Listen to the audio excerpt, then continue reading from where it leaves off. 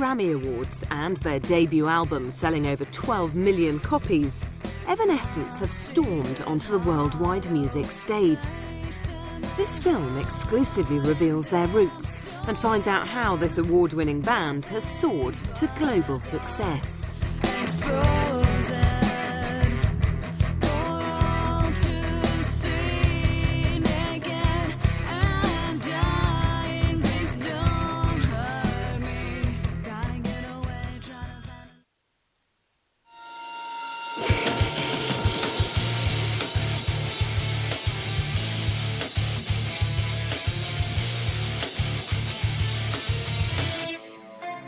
Lead singer Amy Lee was born on the 13th of December 1981 in Riverside, California.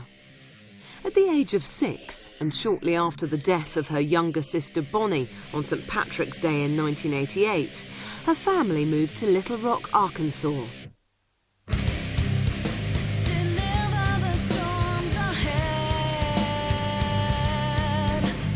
Despite the loss of her sister, Amy had a happy childhood, attending the Pulaski Academy in West Little Rock.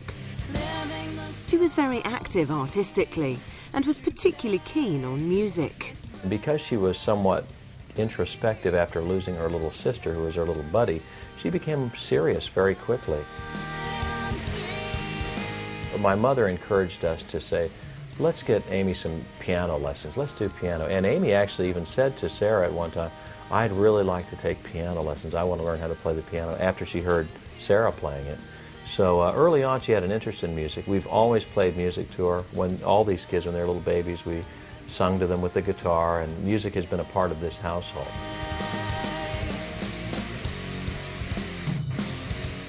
Coming from a musical family has made Amy's influences varied. When you talk to Amy, some of her favorite artists, she'll mention some of the more contemporary groups, Green Day and a few others, and I'm sure Kurt Cobain and people like that. But she'll also talk about Carole King or Marvin Gaye. And it's an interesting variety, and I think she's been influenced from a lot of different angles, and it makes her music a little bit more interesting.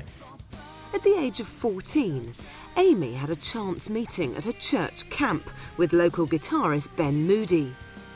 The entertainment editor of the Arkansas Times, Jim Harris, recalls the story of how the pair formed. Evanescence started as a duo, actually, with Ben Moody and Amy Lee. They met at a summer camp. That they hit it off as good friends, and musically inclined as they both were, they really had a lot of mutual likes as far as the type of music they wanted to play.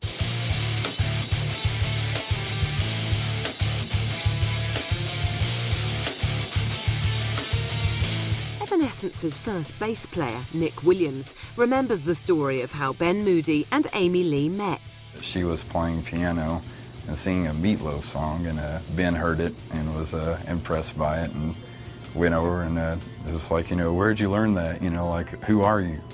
She sang wonderfully, as Ben recalls, and from that point on, I'm thinking they were only maybe 12 or 13 at this time. Actually, Ben is older, so maybe Ben was 13 or 14, Amy was younger. But Ben was the strange-looking one at the church. He was the one with the spiky hair or the dog collar or something, And when you meet Ben for the first time as a dad, and he's a 14, you kind of go, okay. But I'm a pretty open-minded guy. I was in a rock and roll band. Ben Moody is a genius in terms of programming, keyboards, guitar. He can do and play just about anything. Ben would come over to the house, and they would sit right here. We had a piano over here. We didn't have this nice big piano from Baldwin. Thank you, Baldwin. So it was. They mainly would spend time writing, and I knew that they were interested in doing things together as far as writing and creating, but they never played out. So I didn't know that they were actually becoming a group. It's the definition of Evanescence is such a, a breezy, light, wispy kind of thing you can't put your finger on. Well, that's kind of what Evanescence is, and you really can't put your finger on everything.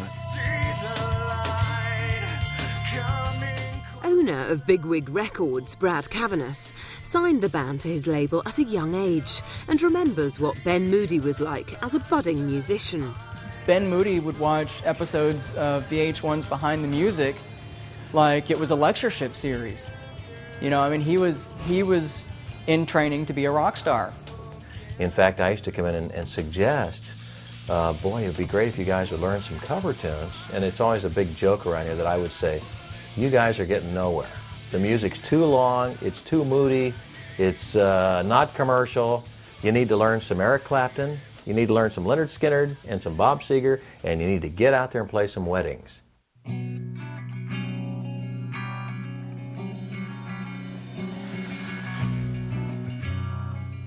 Little Rock, the town where Ben and Amy met, is the largest city in the state of Arkansas.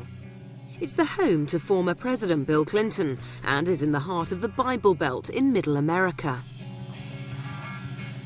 Adam Peterson is the webmaster of LittleRockHardcore.com and explains what the town is like. Compared to other metropolitan areas, it's pretty small. We only have probably about 500,000 people. And compared to other metropolitan areas, that's, you know, pretty small.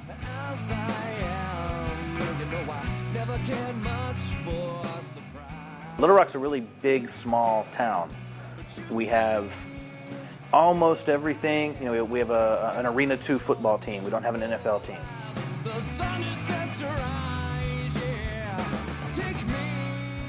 We only have a couple of 100,000 people in Little Rock proper. As far as the actual, if you were to add in all the suburbs around Little Rock, you're probably talking somewhere in the neighborhood of 500,000 people. We're also famous for Bill Clinton.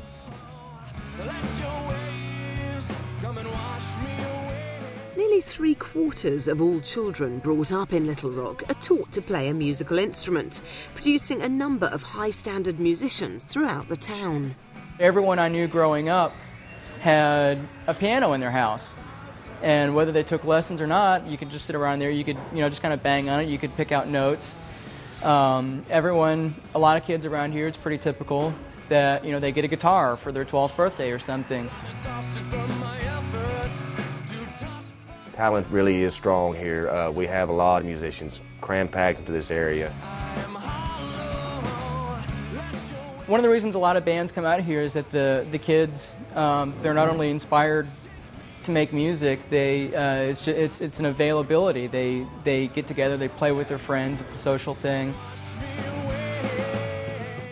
A lot of them have the space to rehearse, you know, in family garages or living rooms or however. There's a lot of availability around here.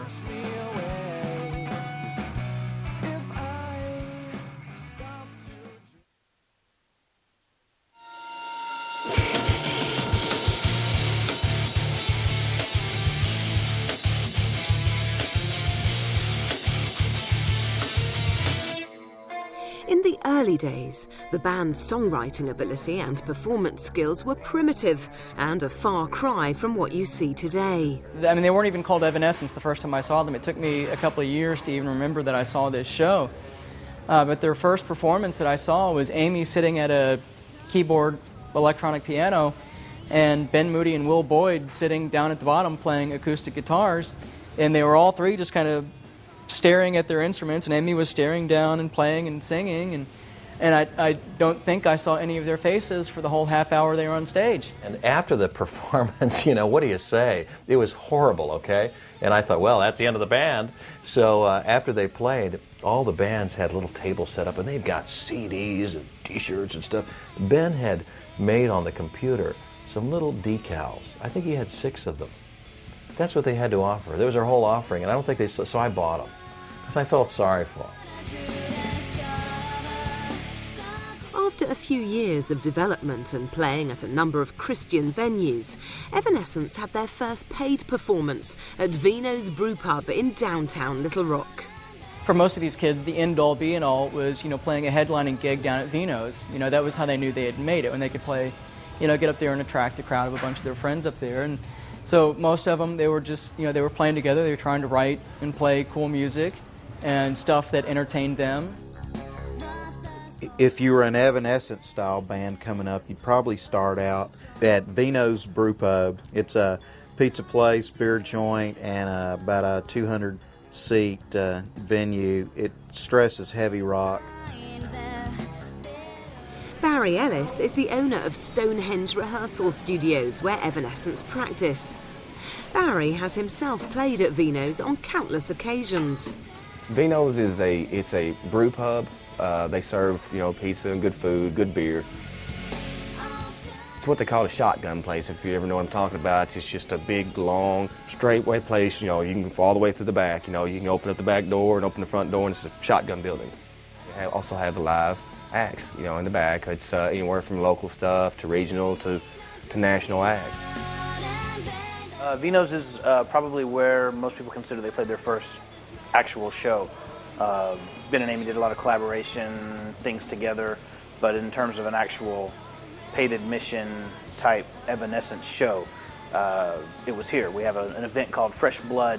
It's on any random Thursday every month, and we bring in bands that have never played the room, generally haven't played out much at all.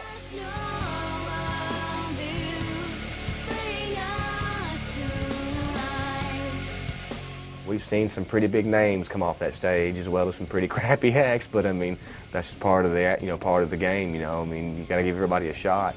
The early shows were a little bit, maybe awkward for lack of a better word, because there was no full-time band other than Amy and Ben, and the use of electronics and things. So it was a little bit awkward, but it was pretty evident right off the bat that there was something there, because there's not very many female-fronted rock bands in a town like Little Rock.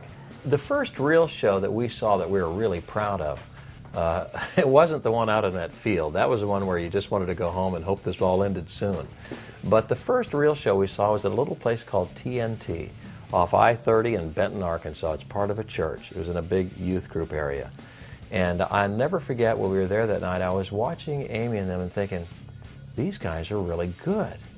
But what turned me on is when I turned to look at the crowd, and I saw almost everybody in the crowd singing every word.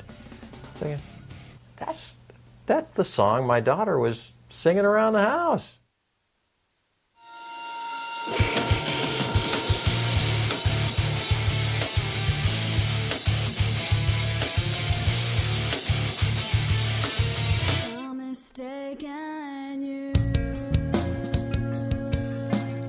Ben and Amy realised early on that to create the type of music they wanted, they had to form an exclusive leadership partnership.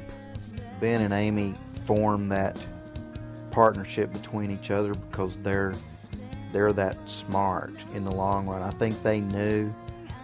I think those are two people that knew that if they stuck with their dream, they were going to make it big. I'd say that Ben and Amy definitely had a connection or an understanding by the sheer fact that they were the two in charge. It's hard to say really whether the friendship came out of the band or if the band came out of the friendship, because they very clearly, clicked there. Yeah, the chemistry between Amy and Ben Moody was amazing. It looked like they were in love, that they'd actually been intimate, because they played off of each other so well, and that's really easy to spot in a band. Ben and Amy were much like brother and sister in many ways. In high school they dated some, and so they were boyfriend and girlfriend too for a while, and then they wouldn't be for a while, and then but they were very much, the way I see that relationship was much like brothers and sisters. They were very close. They'd, as most teenagers would, they'd insult each other constantly as a form of affection. They didn't have a whole lot of people that thought like they did, so they kept it condensed. It's just going to be us. We're going to work on this project, and we play out. We'll hire people and show them the parts. They would sit around either at Amy's house or at Ben's house, and they would play guitars and play piano with each other and write songs and ping pong stuff back and forth in a little 4-track mini disc recorder. The main reason they didn't have a real band is because they couldn't get anybody to think like them. It was their thing was totally different. A female voice, which was pretty angelic, and you got these heavy industrial guitar riffs. People are going, they can't wrap my mind around that. I don't really know if their sound is totally unique because, I've heard of other bands before them that they seem to kind of model their sound after. I always described the band, Amy was kind of the light, and Ben was the lens that brought everything into focus. Evanescence was Ben and Amy. It wasn't like one of them could leave and they could replace the other and still call it Evanescence. Very self-contained between the two of them for a very long time as far as all the writing and the arranging and the recording. And they would bring, occasionally they would bring someone in to play drums, or they'd bring someone in to play bass. In order to play live, Evanescence had to supplement the band with other players. Or Amy would bring in some of her friends to sing backup. But generally, they were very, very self-contained in the beginning, and they would hire, I remember their first show as Evanescence, they had 7 or 8 people on stage.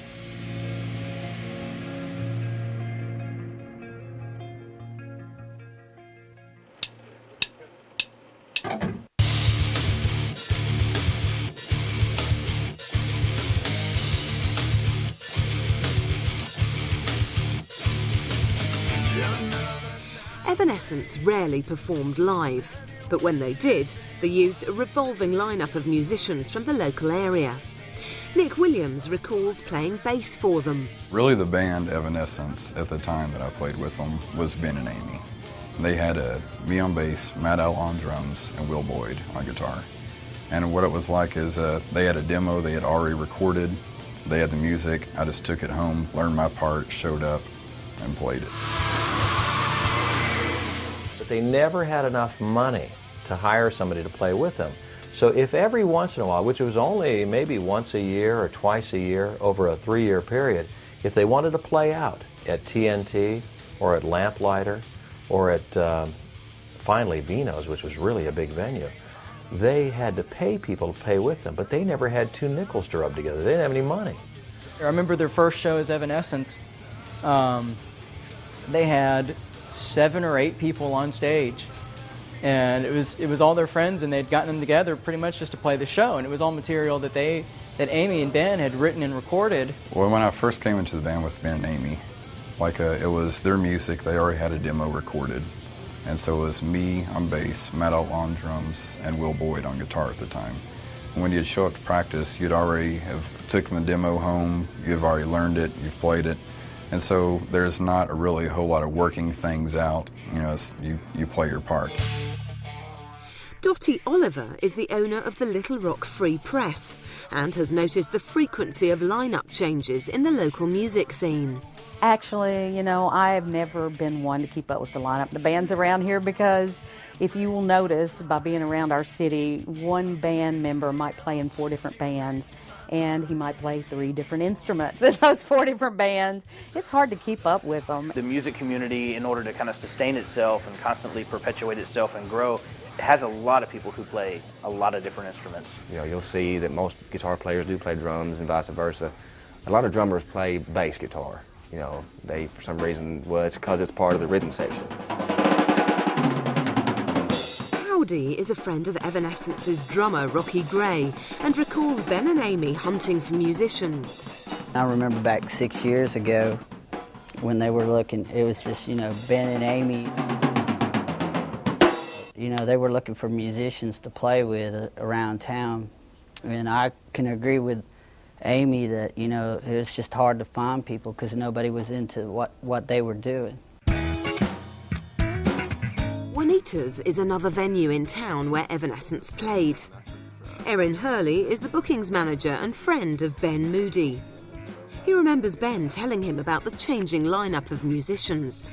I can remember Ben saying, you know, at one time that if the band wasn't happy with whatever they were doing, they can leave. You know, it was that apparent. And I guess that was the first time that I realized, okay, this is Evanescence, it's Ben, it's Amy, it's, you know, these other cats are like hired guns.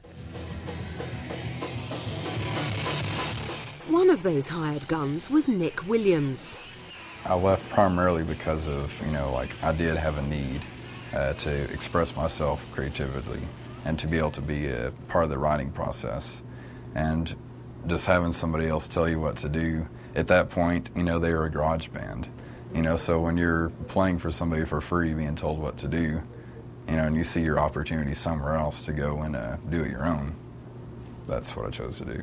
Through the grapevine, you know, I heard that they couldn't find a drummer, they couldn't find other guitar players, bass players, other people to play, you know, musicians around town, you know, to play with them because, you know, nobody was into what they were doing.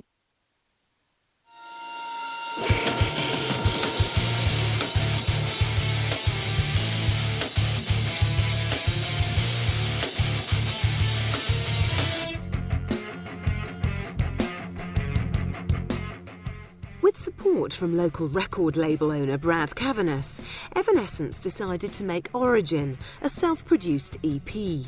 Brad helped them fund some of these early EPs because he wanted to sell some of them at their gigs. Brad's smart because he realized early on, these kids are pretty good. So I admire Brad for that. I had honestly no idea what to expect when I heard it, because I was thinking, as far as I knew at this time, Ben Moody was, you know, the vocalist for all I knew.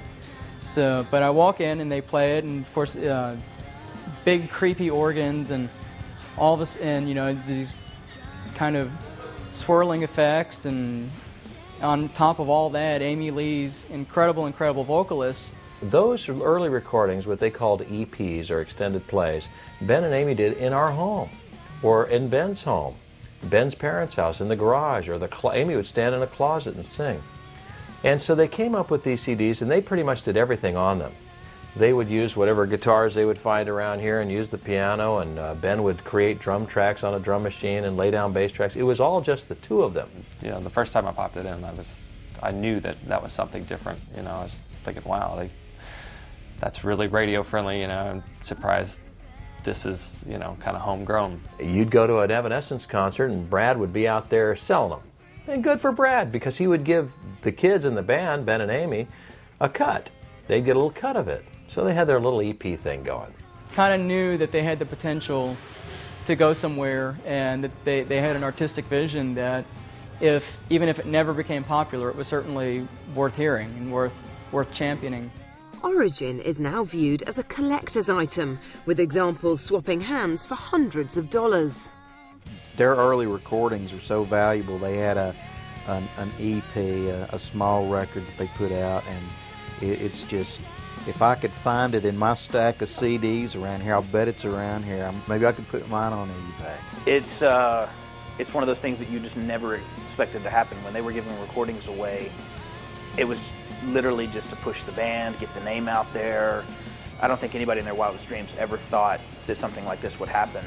If you want to, you know, exploit a band like that, you know, and, you know, make yourself look like a dick, man, then go ahead, you know, make some money. Sure, you see it for $300, $400, $700. I'm thinking, my God, I financed some of that album. I don't even have a copy of my own. I wished I would have, because I'd be selling on the internet. I'd be a rich guy.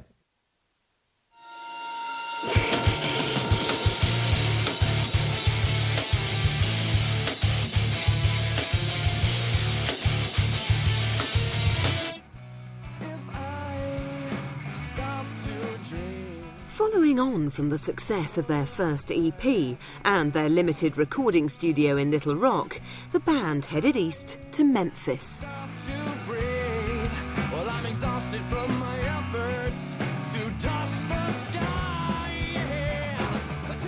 The band's going to make it. I think it's pretty well known around here that you have to go somewhere else. I mean, that's always been the way it is. Maybe that's going to change. And because of Evanescence, maybe it will change.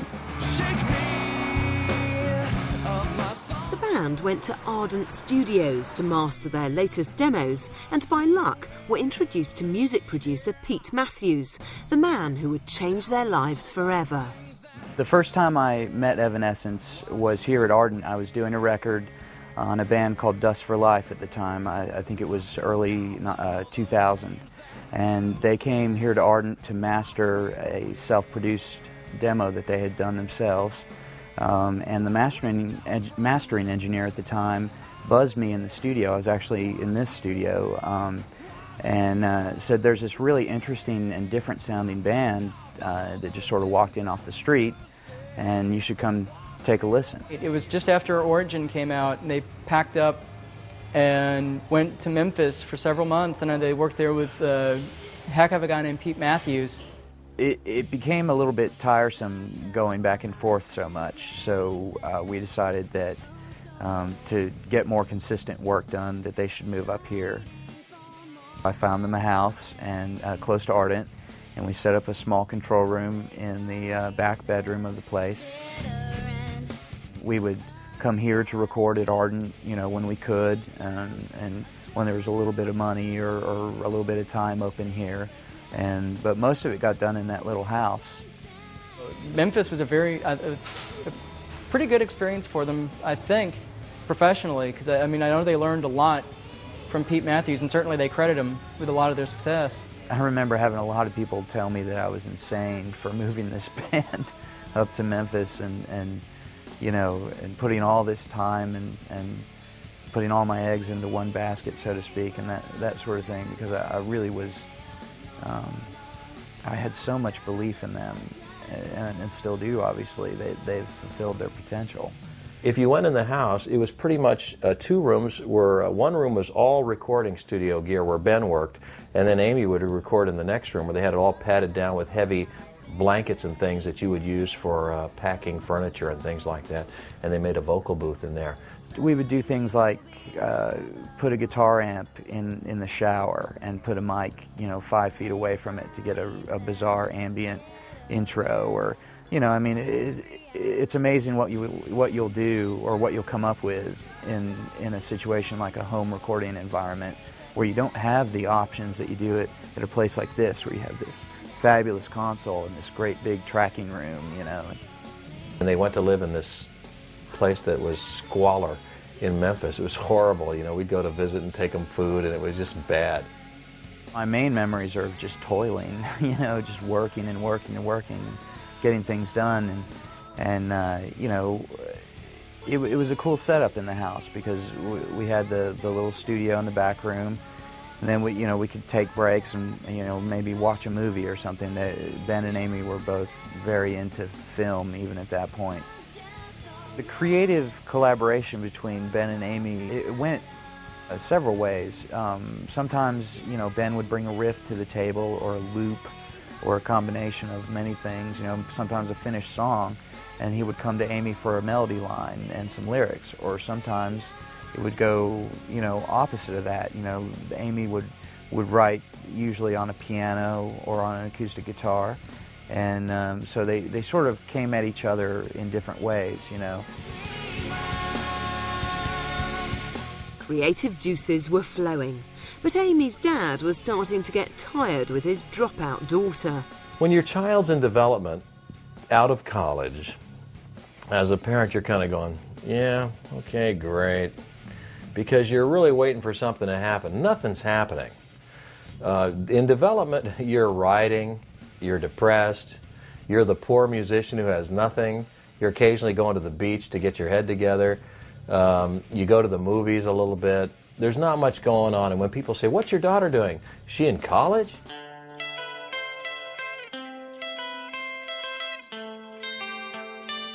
I had kind of grown tired of Ben and the band and all that because I didn't think they were getting anywhere. However, Amy and the rest of the band still had their hearts set on the big time. So producer Pete Matthews headed to LA to push the record. Once we finished working on the demos and we felt like it was ready to be shopped, I believe I first went to LA. I didn't have a tremendous amount of luck in LA. I went to every label, my management set up. I got some great response. I got some lukewarm response. I didn't get any, I don't like that, but there wasn't anybody out there that was willing to just sort of jump on it and really commit. Everybody was a little bit disappointed at the time because there had been so many no's and so many, well, I kind of like it, but not right nows and all that sort of thing, so much rejection. With no luck on the West Coast, Pete headed east. And I had more luck in New York, definitely. I had a lot more positive reactions and a lot more interest, like people wanting to come see the band and that sort of thing. And but that's as far as it got. I got a couple people who wanted to come see them and that sort of thing, and that's pretty good.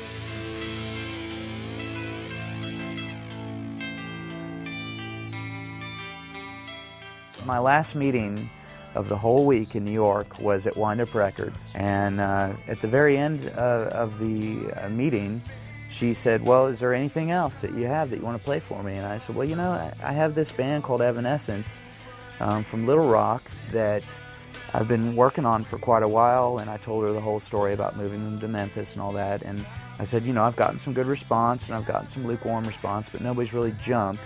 So let me know what you think. And I played her My Immortal. She got it.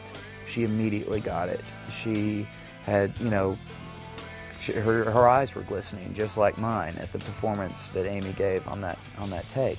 I left and went and had dinner, and a couple hours later I got a call from the president of Wind Up, Diana's husband Alan, and he asked if the band might be able to fly up to New York that very next day. And I said, well, I'm sure they could. And I called up Ben and told him, hey, you want to come to New York tomorrow?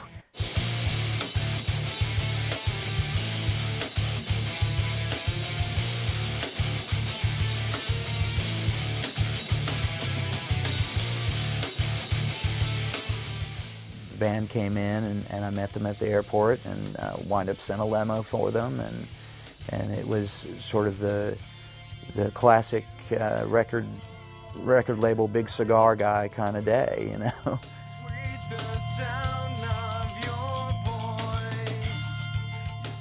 And when they came back from New York, they weren't so sure they liked it. They almost didn't sign with Wind Up. They kind of they were thinking that maybe they'd wait for a bigger label, you know, Virgin Records or Epic, or, you know, I mean, that Wind Up sounds real small. They only had the group Creed, which was pretty much a phenomenon at the time. When Evanescence was signed, I was really surprised to hear about it. I could definitely see the potential in the band from seeing them early on. It was definitely different. It was unique because it was female fronted. The sound was a little bit different. Aren't a lot of people coming out of Little Rock, Arkansas sounding like Evanescence. Wind Up decided that they wanted to move the band out to LA.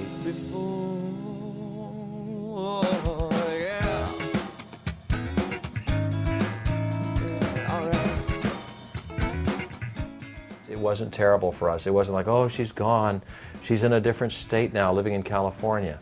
They all, you know, started working out and writing, just basically writing more songs, you know. I think sending them to LA was probably a tempering process, whether that's a record company type of deal or what have you. They would send in songs and the label would go, those are great, send us 10 more, you know. And that went on for a year and a half, while at the same time they were trying out several different producers to do the record. You know, LA, there's so much more going on than there is here, you know, and I guess if you want to be around what's music, then you know you're going to be in LA.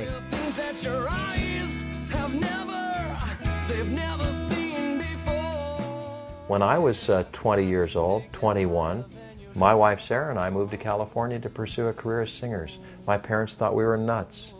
And you guys don't have a penny on you, and we're going off to California. So since I'd done it before, and I'd always talked to Amy about it and always played music, how could I say no? So then finally they, after about, I guess, probably 15 months or so, they started making their record. When they got out to California, it freed up their heads a lot, helped them to see more clearly. But they wrote a lot of those nice, good, depressing songs in Memphis.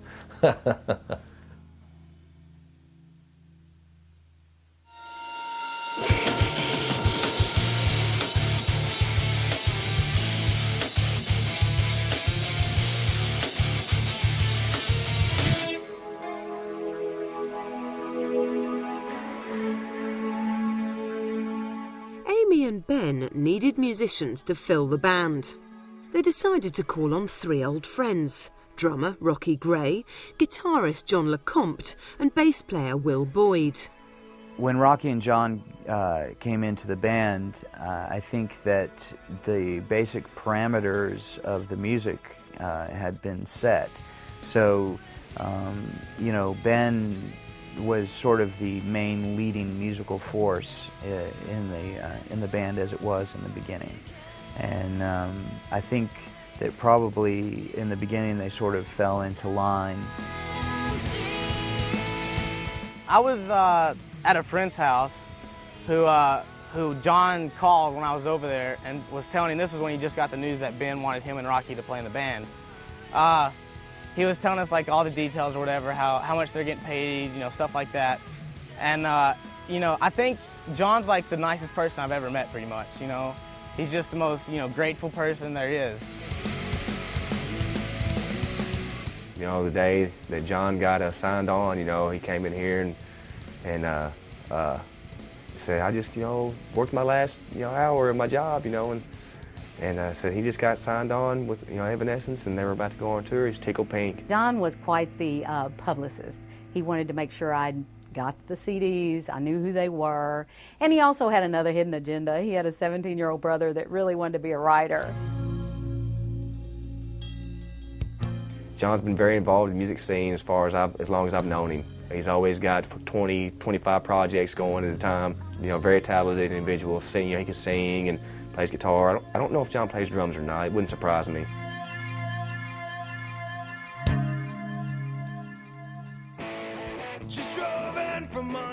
Zach and Bob, who work in Anthropop in Little Rock, played with Will Boyd in Lucky Father Brown. In Lucky Father Brown, we were like serious about what we were doing as musicians, but we weren't. I mean, when you're talking about making it, being like making it in music, that's like here it's like getting on MTV or whatever, and that's never our aspiration. It's like we don't want to be an MTV band. And you also, have to sell out to do that. Also, stuff, so. We weren't really trying to make it because we were an instrumental band playing weird instrumental music, so we weren't trying to make it. We were just trying to have a good time. When he came and played with us, we'd switch around instruments and stuff, and so we got to hear him play bass and play guitar and hear different stuff because that's just what we did when we practiced. I mean, Will, he's a great bass player. He's probably a better bass player than he is a drummer, but he's a good drummer, I'd say that too. They came here and did a show on New Year's. It was prior to their CD release, and we were playing a bunch of shows, Lucky Father Brown, and Will decided that, or they asked him to play bass with them that night, and he had played bass with them before at a few shows, so he was friends with them for a long time.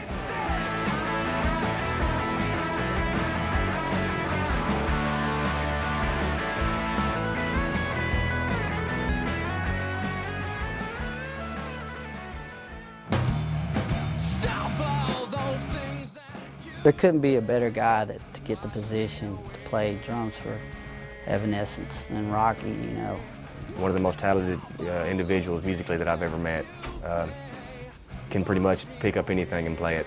Rocky played in Living Sacrifice, which was, you know, the biggest, probably, metal band to ever come out of Arkansas. In the studio, Rocky, you know, he's doing the drum check, and the guy was in there telling him to hit the drums, you know, telling Rocky, you know, hit the drums, hit the drums.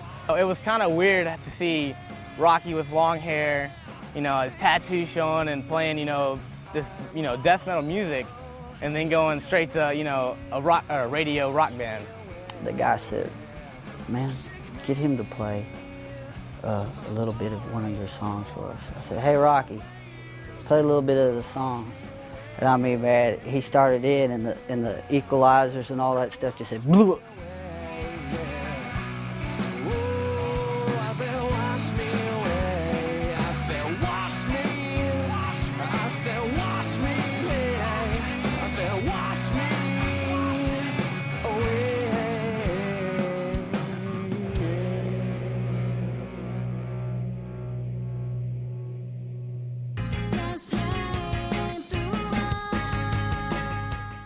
Full band in place, Wind Up sent Amy to performance school to fine-tune her stage presence. Going to performance school for Amy especially has been a very important growing experience. I don't want to make it sound like that she was subpar or anything before that, you know, because she wasn't at all. She was great, but she's fabulous now. You see her on stage now, she's very confident. She's, you know, she's controlling the crowd, she's controlling the band, she's absolutely in charge. She puts everything into her performances, so much so that I think it puts a tremendous strain on her voice. They had gotten Amy to where she was a consummate stage professional. They had filled out the band to where there was an actual drummer and an actual bass player, to where they didn't you know, as a band now. It's very apparent that there's been a lot of coaching and input in terms of where the band's at. It wind up put a lot of thought and, you know, preparation into this the whole Evanescence push. The first single to be released from the debut album, Fallen, was Bring Me to Life, which would also be the signature tune for the film Daredevil. Well, what happened prior to Daredevil, and I would say if Daredevil was released in 2003, March, then in 2002, say around September or so, the radio station here picked up on Bring Me to Life and started playing it, and was getting a good response.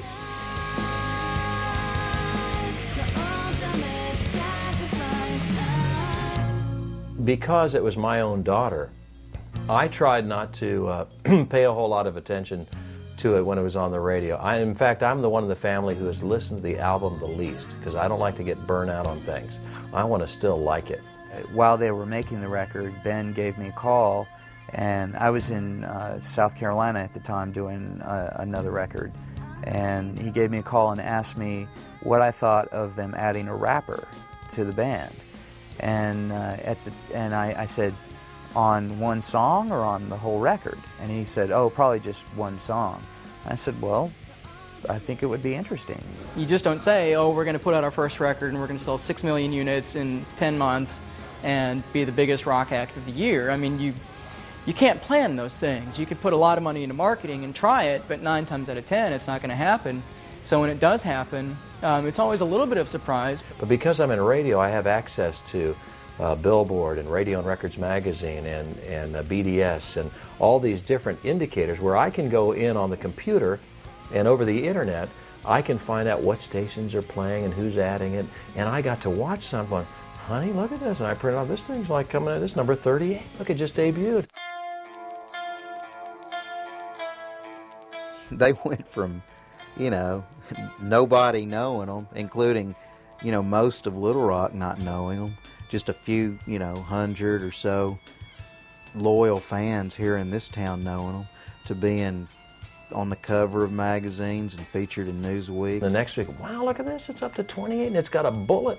Wow, and you know, I'm tracking this thing, and when it starts getting up into the top 10 slot, we're thinking, this is really happening. So it was very exciting, and then of course, when it hit number 1. Bring Me to Life, it's just one of those songs that sticks with you, and you can hear it over and over again. It doesn't get old. It was used on television shows. It was used during like the Kentucky Derby.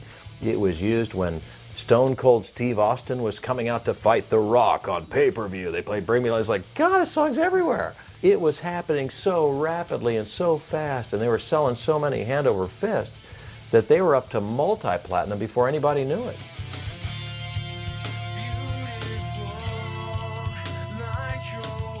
It was like, what? So Wind Up finally flew us up for a party in Manhattan. And at that party, they had presented them with their gold record. They presented them with $1 million on there's some of these plaques back here, their first platinum record. They presented them with a multi-platinum record for $2 million. They presented them with and these are all supposed to be separate parties, so we got ripped off, I think. Wind Up's investment in Amy certainly paid off. I've seen several performances since the record has come out, and I've been impressed with every one of them. You know, she really connects with the crowd, and that's something that's very hard for a young, you know, at the time when we first started working together, she was, you know, 17, 18 years old. It's very hard for any 17 or 18-year-old to really connect with an audience. Their sudden rise to fame was certainly helped by having their debut single as the signature tune for the film Daredevil. After a couple of years of being in development, they informed us that their song has been accepted in the movie Daredevil. Daredevil likes one of their songs. They're going to use it in Daredevil, Bring Me to Life. I think it was a really smart move for the first single off the record to be on the movie soundtrack for Daredevil. I think it gave the band some immediate visibility and an impetus for a big video. In the last 10 years, that is a part of marketing of a band these days, is to get a song on a popular movie. Now, Daredevil may not have been a very good movie, but it was big at the box office, which says something for America, doesn't it? You've got a Ben Affleck-driven vehicle hitting all the theaters. You got the lead-off single that they're going to make a video for. It's a great song. It made a lot of sense that it did well. But when the movie broke in March of 2003, we all went down to the theater, Ben's parents and us, and we were all invited, and it was a big radio station thing, and we were like mini celebrities, and we had great seats, and it was exciting. We had the popcorn, and there was a big cardboard cutout of Daredevil and Ben Affleck, and they gave it to me, and it's up in the attic right now. Big event, and we went to see the movie, and when Amy's voice came on with Bring Me to Life, and then of course My Immortal that Ben wrote, was included in the film too. So Evanescence was the only group to have 2 songs in that film. We were very excited. It was a very exciting night. Probably at that point one of the best nights of our lives. Although the band's national success was evident, there were still grumblings in the Little Rock music scene. This was not helped when Amy allegedly said that Little Rock was full of death heavy metal and Christian bands. The first single and the success kind of took them to a national level. There was definitely a little bit of a backlash locally among musicians who felt like they hadn't paid their dues necessarily, or that they'd been in the right place at the right time. I think Little Rock is so proud of Evanescence. I think you get a lot of grumblings from the musical community. Oh, you know, it's just pop. It's just, you know, why didn't they pick me? It's always, why did they pick me, you know? It's jealousy.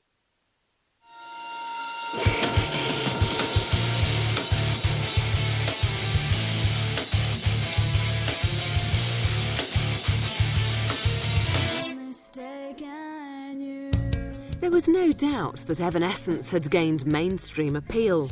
However, questions were being asked of their Christian roots and whether they even saw themselves as a Christian band.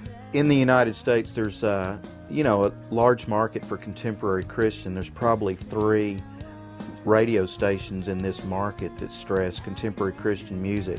However, there's also that fringe Christian rock that's a little heavier than contemporary Christian. That's where Evanescence actually started. At first, I think the band Evanescence pushed themselves off as a Christian rock band. Like country music, it's a little bit easier to get into the Christian music charts than it is to get into the pop charts. I don't necessarily believe they want to be classified as a Christian band or even a Christian rock band for sales. There is no, by classifying them in that small an area, they're not going to sell very many records. If you have a specific group, regardless if it's a church group or a baking club or whatever, those members that are in that group are going to support it, whether they're 100% behind them or not. They're going to support it because it is what it is. If you're in a Christian band that puts a big label on you from not only from what an audience expects, but from what's kind of expected from the band as well. When they first played, they played in church. So they had to disguise their music a little bit by, I know I'm not saying that they purposely disguise it, but it did have to have a little bit of a spiritual connotation, or at least you had to be able to take it that way. Just like if you sing Bridge Over Troubled Water, well, that can be about Christ because he's a bridge. So, I mean, as long as you could make some connection, you could sing it in church. So they sang for the youth group.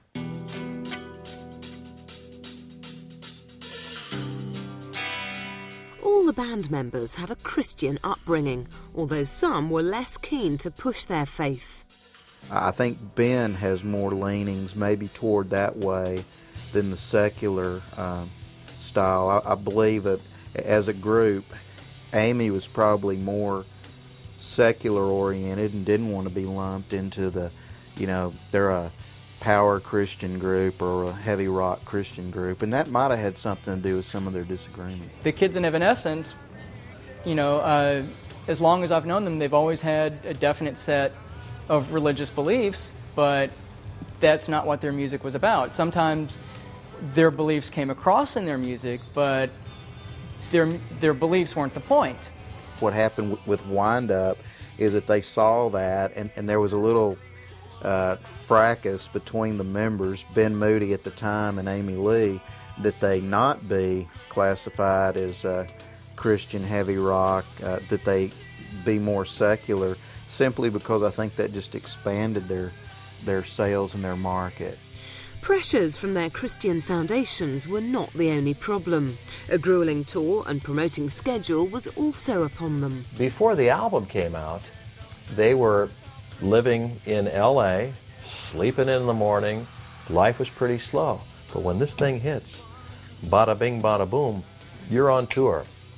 Interviews in the morning, radio stations, television interviews, television shows, meet and greets with fans, sound checks, concert, meet and greet with fans after the concert.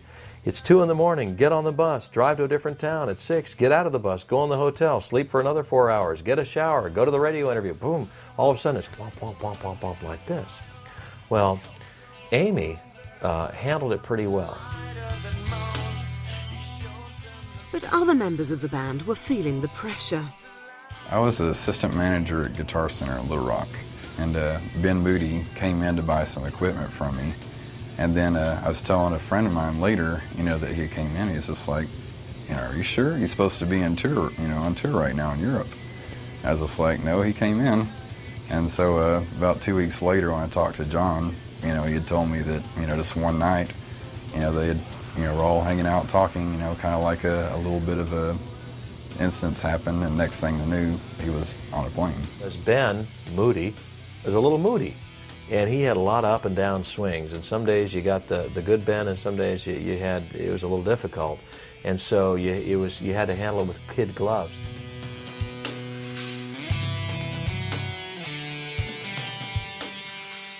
I know that Ben had split once before. I knew that Amy had left for about a week. I knew that Amy had a lot of moments during their tour where she couldn't sing for a week or so. I knew there was something possibly going on, and I thought it may be just this sudden rise of fame. On the road and touring, Ben was unhappy.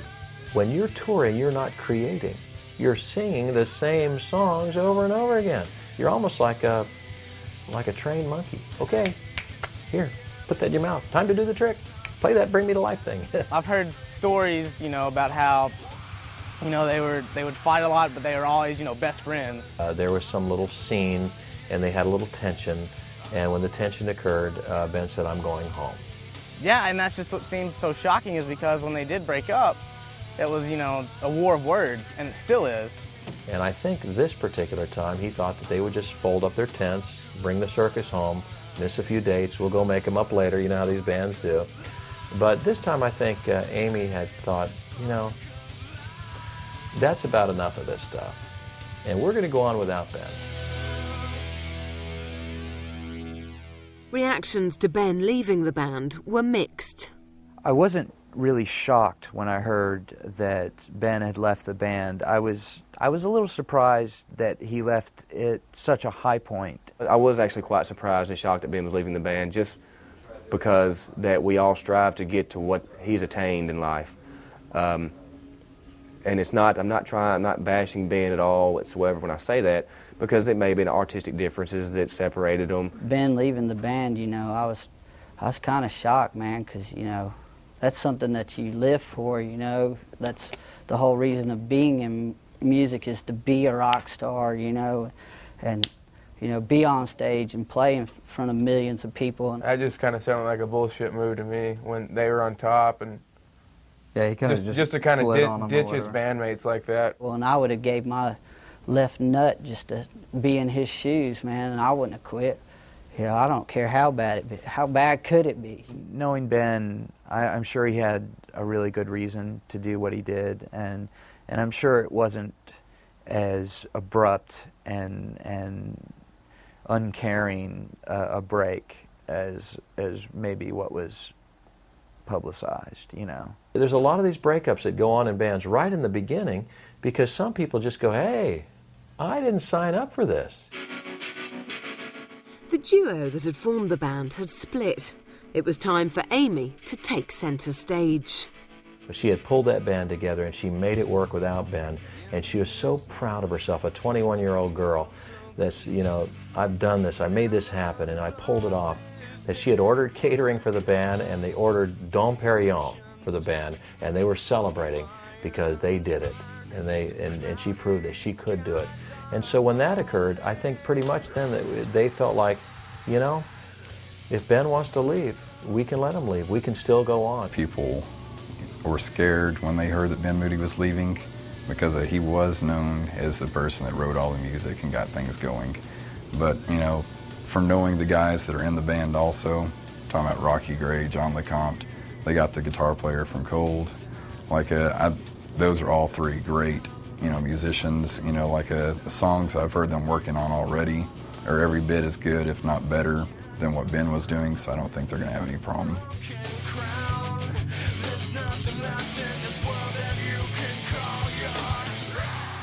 Evanescence had been touring with the band Cold, and they approached lead guitarist Terry Balsam to fill the space left by Ben's dramatic departure. Terry is from Jacksonville, Florida, and because I'm from Florida, I liked him immediately. And he's just a real low-keyed, even-keeled guy with a lot of creative ideas, and he's a fine guitarist. He's a tremendous guitarist. Ben's departure, I think, really the other guys in the band will become more important. John has written 2 or 3 songs for the band, one of which is on the record. Rocky's written songs that are on the record. Will wrote one of the first songs that they performed and recorded. Amy and Terry get along real well. There's something that really connects there. And I was afraid after Ben left she wouldn't connect with someone. But they got a nice thing going there creatively that I can see that is going to be very interesting to watch. Although Ben may have left the band, his future looks bright, as the demand for a talented songwriter is always high. I've seen Ben a couple of times since he left, seen him in here, you know, just hanging out and watching other bands. He seems to be doing real well with the kind of collaborative songwriting stuff he's doing. I know he worked with Avril Lavigne. He had some stuff on the Punisher soundtrack. Ben's future seems quite good. I mean, you know, he's worked with Kelly Clarkson, Avril Lavigne. He's doing the Resident Evil 2 soundtrack. I think because Ben Moody is a songwriter, that he'll do so much better than she will. Songwriters make a whole lot more money with a big hit than a rock star, you know. Rock star is more glitter and flash. As long as he, you know, keeps a cool formula and everything, I think that, you know, he'll be pretty successful, you know, because Ben and David, you know, they're the hot topic in LA. When we first started working together, he told me that his aspiration, his main aspiration, was to become a film director, and that he had seen many musicians sort of make the transition. They make it in music, and then because they have a name for themselves and sort of a presence in the community, they then start a film production company and they get into film that way, and it's a bridge sort of. When you have Mel Gibson call you up on the phone and ask you to write the score for his movie, you know, that pretty much tells you right there, you know, your writing capabilities. He's even got his new band, you know, coming out on Wind Up Records, you know, so I mean, it seems like he's doing what he wants to do, you know. He says he's making a, you know, horror flick, and I think he used Evanescence as pretty much a pedestal to do what he really wanted to do. You know, he got in it, you know, got out quick, got what he wanted from it, and now he's, you know, utilizing that.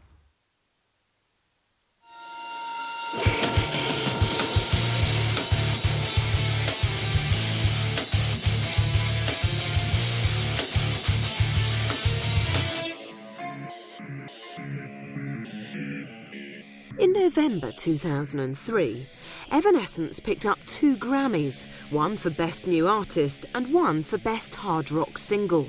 I was not surprised that they won the Grammy for Best New Artist. Their biggest competition was 50 Cent.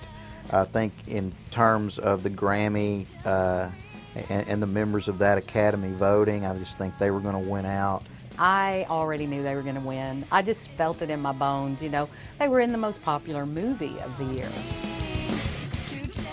After the Grammy show, Rocky came into the store.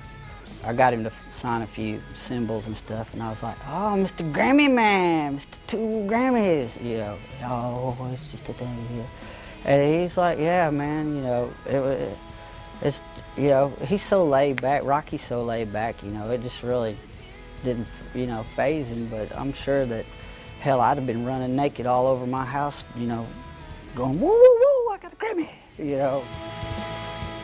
I think the week or two before that, they'd won the Billboard Awards as Best New Artist, too. So you got a kind of an idea that the buzz about them in Hollywood and in New York, too, was that they were going to get that award. I thought they had a shot at winning, you know, Best Song. And I guess they did win Best Hard Rock Song.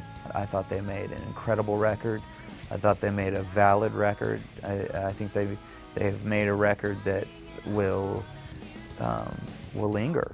You know, stylistically, I think it'll influence a whole new generation of musicians. To me, I felt like they deserved it. You know, I felt like as far as, you know, they've came in just a short amount of time, you know, it's well deserved. Fame has not gone to Amy's head, as her father recalls in a recent telephone call from Rome. We probably talk about once a week now. The other night she called from Rome. She was sitting at a table overlooking the Vatican.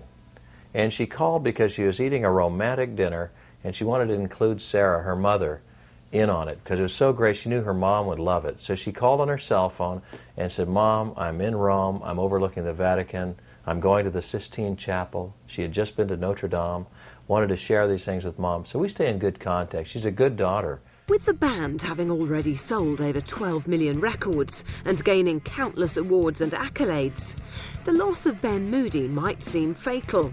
But with the exciting and talented new lineup and Amy's unique star quality, Evanescence can only go from strength to strength. You know, they blew up really quick. I mean, I think everyone was kind of shocked at how, you know, they were in the top 10, you know, music charts for, you know, over a year. The band is the happiest it's ever been. Ben is making movies. He's moved to California to pull that off. I think the future for Evanescence is going to hold an enormous amount of pressure to deliver. I mean, there's always that enormous amount of pressure to deliver the sophomore record. In this case, you got to deliver it without your right-hand man. Now that Ben Moody's left, you know, their main songwriter, you know, who really knows if they're going to, you know, be as successful on their next CD as they are now. When you're signed on to a major label, they want to see you at least cut 3 major CDs, 3 blockbusters, 3 platinum-selling albums. Hell, they could put out their next album, man, with Rocky, you know, farting on the snare, you know, and probably sell about 4 million records, you know, just him doing that. If it sounds like somebody scratching their hand on a blackboard for 60 minutes, I think it's going to sell. I'm anxious to see where Amy Lee's career goes at this point. You know, it's one thing to be a songwriter, but it's another to be a front man. I have a lot of confidence that Amy will come up with another fantastic record. They started as a group, they made a name for themselves as a group, and now they're doing their things. And Evanescence is going very strong. I can't envision anything other than just great success for them. From knowing the guys that are in the band also, talking about Rocky Gray, John LeCompte, they got the guitar player from Cold. Like, those are all 3 great, you know, musicians. Amy is not going to whore out her art. She's going to create beautiful art that she's happy with it. If nobody buys a one of them, it gets back to that thing that she said when she was sitting right here in this room and said, "Dad, it's art. I don't care if anybody ever buys it." That attitude is making them successful. And who knows, you know, maybe there'll be a collaboration between Ben and Amy in the future sometime. You know, I wouldn't close the door on that.